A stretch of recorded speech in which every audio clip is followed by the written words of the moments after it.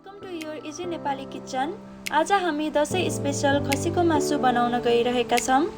मासु बनाउन चाहिने मरमसलाहरू हजुरहरूले भिडियोमा देख्न सक्नुहुन्छ र यहाँ मैले खसीको मासुलाई धोएर राखेकी छु। अब हामी सुरुमा मासुलाई म्यारिनेट गर्छौं। सुरुमा मैले 2 चम्चा नुन राखे।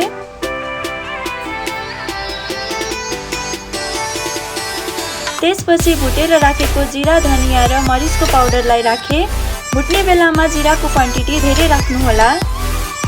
अब हामी 1 चम्चा बेसार राख्छौं।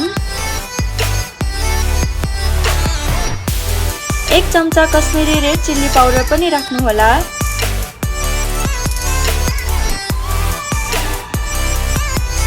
अब हामी लसुन, अदुवा र हरियो खुर्सानीको पेस्ट पनि राख्छौं र 1 कचौरा दही पनि राख्नु होला। यसरी म्यारिनेट गर्यो भने मासु एकदमै मिठो हुन्छ।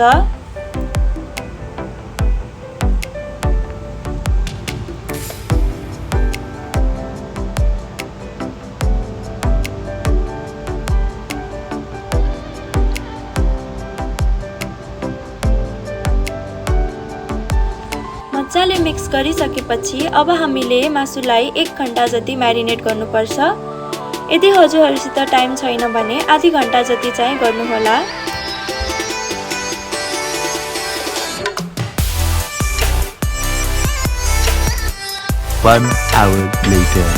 हेर्नुस् त हाम्रो मासु पनि म्यारिनेट भइसकेको छ।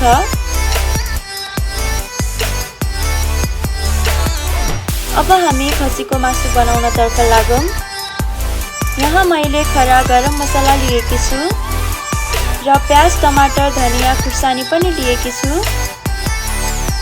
अब मैले ग्यास बाले र कुकरलाई तताउनलाई राखे।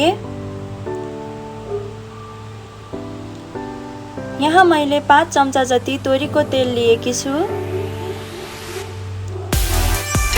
त्यसमा सबै गरम मसलाहरू हाल्नु होला।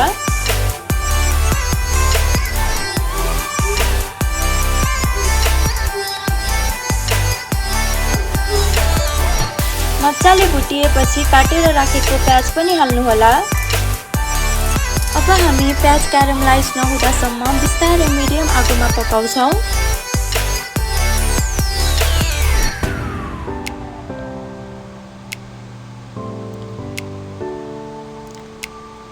अब हामी काटेर राखेको हरियो खुर्सानी राख्छौं।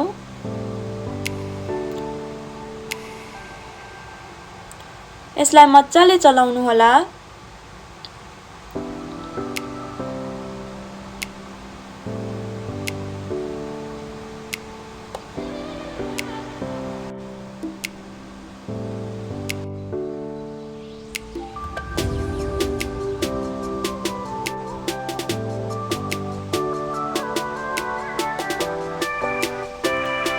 अब हामी म्यारिनेट गरेर राखेको मासुलाई राख्छौं। मासु राखिसकेपछि चाहिँ केही बेर हाई फ्लेममा मासुलाई पकाउन पर्छ।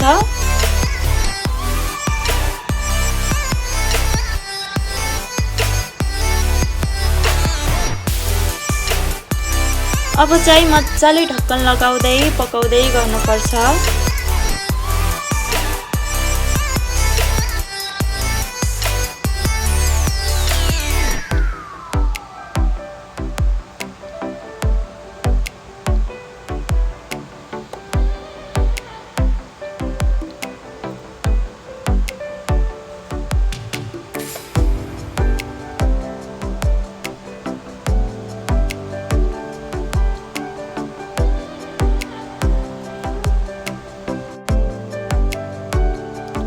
हेर्नुस् त कति मजाको भएको छ।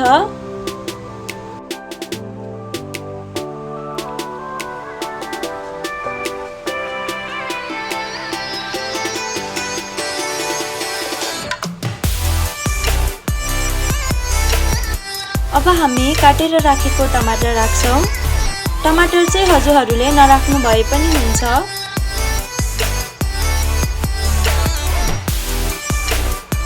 अब मजाले चलाउनु पर्छ।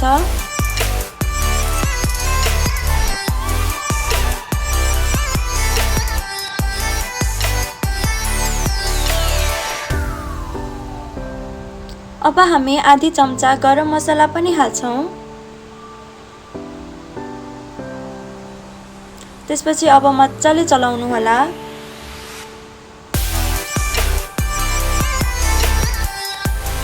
खसीको मासु चाहिँ बिस्तारै ढाकी पकाउनु पर्छ, त्यसैले आत्तिनु हुँदैन।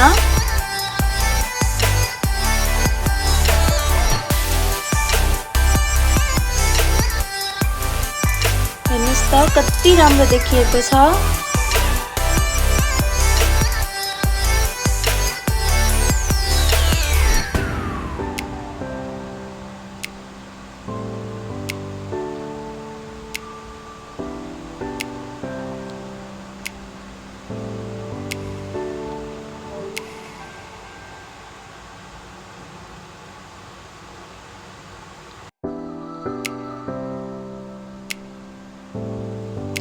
अब हजुरहरूलाई कतिको झोल मन पर्छ आफ्नो हिसाबले नै पानी हाल्नु होला।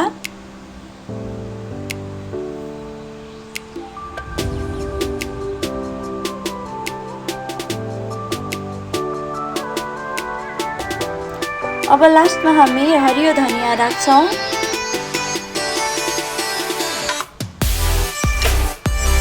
अब हामी कसुरी मेथी पनि राख्छौँ। यसको स्वाद चाहिँ मलाई साह्रै मन पर्छ। यदि हजुरहरूसित छैन भने नराख्दा पनि हुन्छ। अब हामी ढक्कन लगाएर पकाउँछौँ। अब चाहिँ आगो मिडियम भन्दा अलि सानो पार्नु होला। मैले चाहिँ 5 सिटी लगाएँ। हजुरहरूलाई कतिको नरम चाहिन्छ त्यसरी नै मिलाएर पकाउनु होला।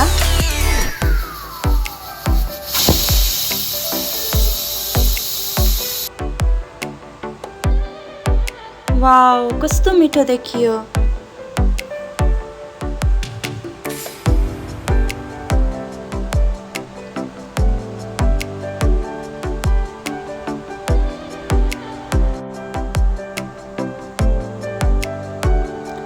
अब हामी धनिया हालेर गार्निस गर्छौँ।